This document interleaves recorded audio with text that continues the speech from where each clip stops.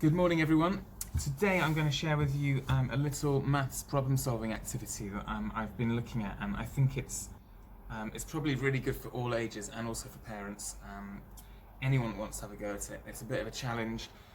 It's actually had me a bit stuck all morning, and I've spent all morning working out the answer to the first one. So I'm going to go through that with you, and then I'm just going to leave you with some other questions to see if you can see how well you do on that.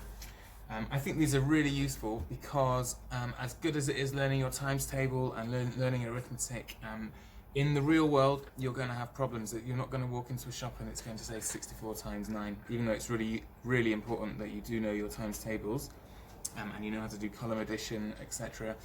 You're going to have to use your problem solving skills in real life a lot. So these kinds of tasks and activities really help you to practice those. So I personally do them because they help me to get a better understanding of maths, so I would recommend that you do these. So I'm going to start posting one of these every week, little brain teasers. And they're fun as well. You can do them with your family, with whoever you're with. They're a fun sociable activity as well. Okay, let's get started. So we can see here that we've got 4 clues, and these 4 clues have got 4 3-digit numbers. And we need to find out which numbers go into these boxes using these clues.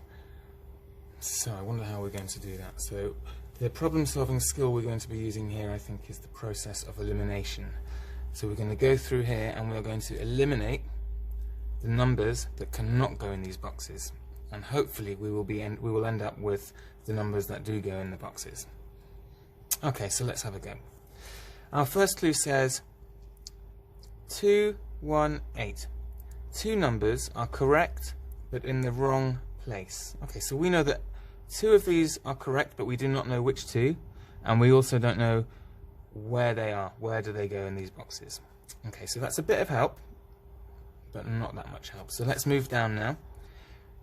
The next clue says nothing is correct. Okay, so if nothing is correct, that means there's no 8, which means there's no 8 in this one.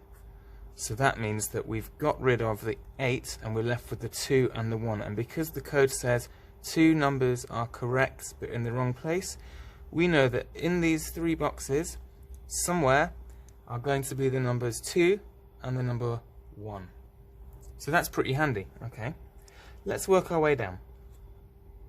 Now it says 1 number is correct and in the right place. Okay, so 8, 9, 7.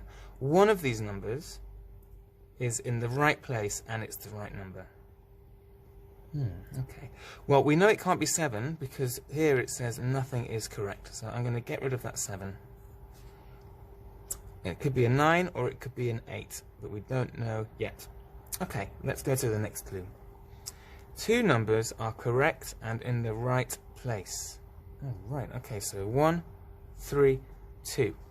We know that 2 numbers are correct out of these. We know that it's not going to be 3 because in clue number 2 it said nothing is correct. So there's no 3 there. That means there's no 3. So let's have a look at what we've learnt. Because we've got rid of the 3 and we know that 2 numbers are correct in the right place, we know that the 1 and the 2 are in the right place. So I'm going to put those in. 1, 2. So that means that if we look at this one, 2 numbers are correct but in the wrong place. There's our 2, but they've got it here, but we know that it's here, and there's our 1. Okay, so we've satisfied that clue. And this one, we know that 1 number is correct and in the right place. Now, if we know that the 1 and the 2 definitely go in these boxes, that means that this 8 can't be right because we've got a 1 in there. And we know that there's no 7 because clue 2 says that that nothing is correct. So that leaves 1 number in the middle there, and number 9, and that must be correct and in the right place.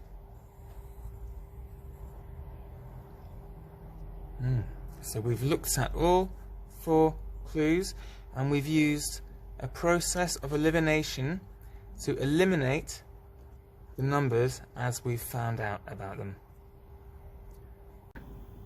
Okay, so now you've seen me work out the first one. I'm going to give you another 4 to go and play around with at home. You can do these with your family or with your siblings or just on your own.